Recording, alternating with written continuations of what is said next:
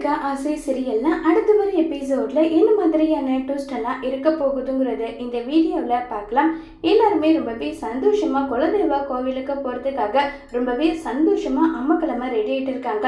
அப்ப அண்ணாமலை கிட்ட விஜய் சொல்றாங்க, எங்க இந்த குலதெய்வ கோவிலுக்கு போயிட்டு வர வரைக்கும் தயவு செஞ்சு உங்க பையனால எந்த பிரச்சனையும் வரக்கூடாது, அதை உங்க பையன்கிட்ட தயவு செஞ்சு சொல்லி கொண்டு கொட்டிட்டு வாங்கன்னு சொல்லிட்டு எல்லாம் பேசிக்கிட்டு இருக்காங்க.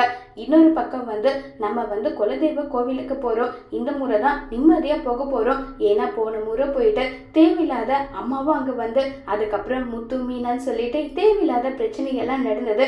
இனியாவது நம்ம நிம்மதியா நம்மளுடைய குலதெய்வ கோவில கும்பிடலாம்னு சொல்லிட்டு ரோகிணி முடிவு பண்றாங்க.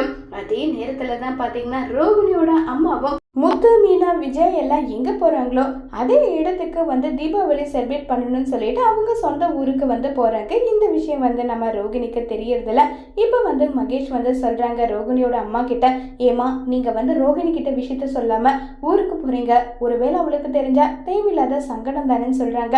என்னால அவ சொல்ற பேச்செல்லாம் கேட்டுக்கிட்டு இப்படி இதே வீட்டுல யாருக்கும் தெரியாமல என்னால வாழ முடியாது, அப்படிப்பட்ட அவசியமும் எனக்கு கிடையாது நல்லா சொல்லி ரொம்பவே வருத்தமாகவும் ஃபீல் பண்ணி பேசிக்கிட்டு இருக்காங்க. சரி, இப்ப என்னதான் முடிவு எடுக்க போறீங்க?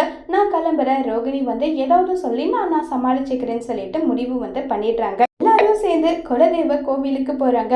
அட்லீஸ்ட் அப்பவாது ரோகிணியோட ஒட்டுமொத்த சுயரூபமும் வெளியே வருமா இல்லையங்கிறத வரப்போற எபிசோட்ல வெயிட் பண்ணி பார்க்கலாம். தேங்க்யூ.